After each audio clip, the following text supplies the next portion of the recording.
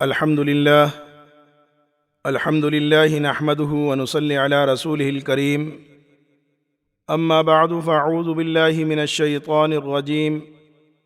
بسم اللہ الرحمن الرحیم وأمر أهلك بالصلاة واصطبر عليها صدق اللہ العظیم۔ میرے محترم عزیز و دوستو،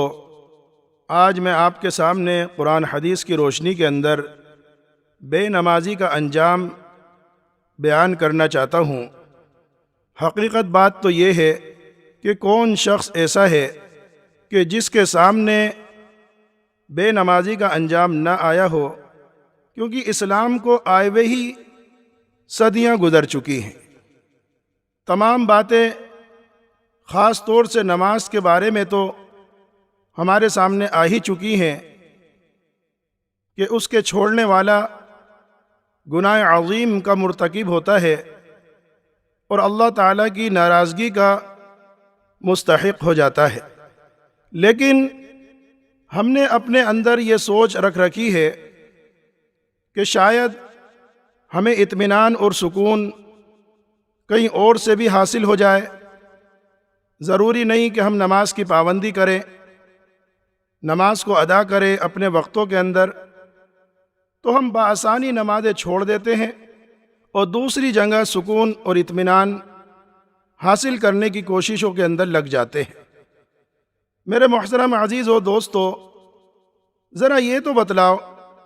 کہ جس نے تمام کائنات کو پیدا کیا، آسمان و زمین کو پیدا کرنے والا وہ اللہ، اور جس نے آپ اور ہم سب کو پیدا کیا، جب وہی یہ بات کہہ رہا ہے اور اگر تم نے میری عبادت سے منہ پھیرا، میں تمہاری محتاجگی کو دور نہ کروں گا،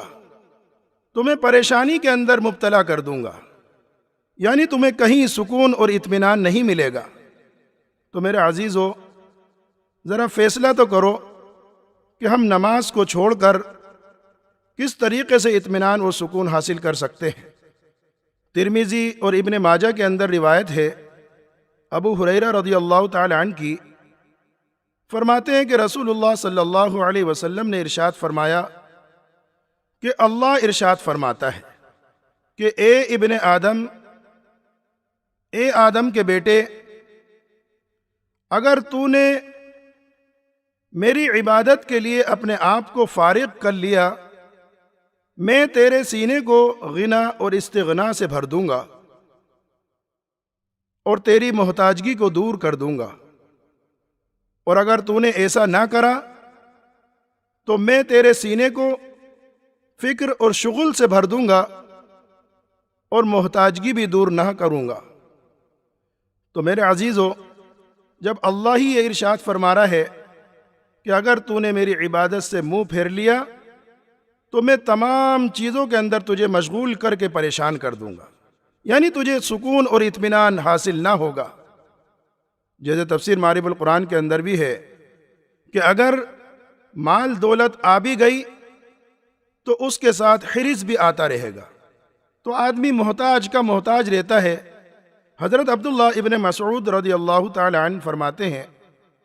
میں نے نبی کریم صلی اللہ علیہ وسلم کو یہ کہتے سنا ہے کہ جو شخص اپنی تمام فکروں کو ایک فکر آخرت کی فکر بنا لے تو دنیا کی تمام فکروں کی کفالت اللہ تعالیٰ خود کر دیں گے، اور اگر وہ اپنی فکروں کو دنیا کے مختلف کاموں کے اندر لگائے رکھے تو اللہ تعالیٰ کو بھی اس بات کی کوئی پرواہ نہیں کہ وہ فکروں کے کسی جنگل کے اندر ہلاک ہو جائے۔ تو میرے محترم، کیا ہمارا آخرت کا یقین کمزور ہے؟ کیونکہ یہ بات بھی حقیقت ہے کہ اگر آخرت کا یقین کمزور ہو تو اعمال کے اندر خود بخود کمزوری آ جاتی ہے، کیونکہ ایمان کی صحت کے لیے ضروری ہے آخرت کا یقین ہمارا پختہ ہو۔ یہی تو وجہ ہے کہ نبی کریم صلی اللہ علیہ وسلم کے جاں نثار صحابی، کیا وہ دنیا کے اندر نہیں تھے؟ ان کو تمام کاموں نے کیا نہیں گھیر رکھا تھا؟ حضرت فاروق اعظم رضی اللہ تعالی عنہ بادشاہ تھے اپنے وقت کے، حکومت کی ذمہ داری ان کے سپرد تھی، انہوں نے فرمان جاری کرا تمام عمال حکومت کو کہ تمہارے سب کاموں سے زیادہ اہم کام میرے نزدیک نماز ہے۔ تو میرے محترم کہ حضرت فاروق اعظم نہیں جانتے تھے کہ حکومت کے کام کتنے بڑے ہوتے ہیں، تو ہمیں کون سے کاموں نے ایسا مشغول کر دیا جو کام ہماری نمازیں چھٹا دیتے ہیں۔ عروہ بن زبیر جب کسی وزراء اور سلاطین کو دیکھتے، ان کی نظر ان کی مال دولت کے اوپر جاتی، تو گھر میں آتے اپنے گھر والوں کو نماز کا حکم کرتے اور قرآن کریم کی آیت پڑھ کے سناتے، وَأْمُرْ أَهْلَكَ بِالصَّلَاةِ وَاصْطَبِرْ عَلَيْهَا۔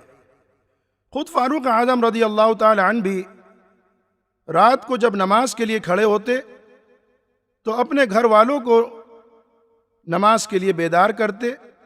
اور قرآن کریم کی یہی آیت سنا دیتے، وَأْمُرْ أَهْلَكَ بِالصَّلَاةِ وَاصْطَبِرْ عَلَيْهَا۔ تو لوگوں ہم فیصلہ کریں کہ یہ لوگ بھی تو تھے جن کو اللہ تعالیٰ نے حکومتیں دے رکھی تھی، حکومت کے کام کی ذمہ داری ان کے سپرد تھی،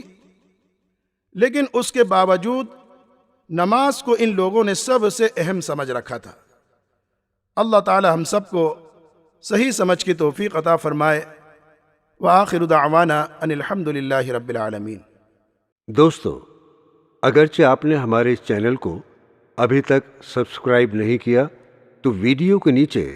سبسکرائب کا ریڈ بٹن کلک کر کے ہمارے چینل کو سبسکرائب کریں، اور ہاں، ساتھ ہی بیل آئیکن کو ضرور دبائیں تاکہ ہماری آنے والی ویڈیوز آپ تک پہنچتی رہیں۔ شکریہ۔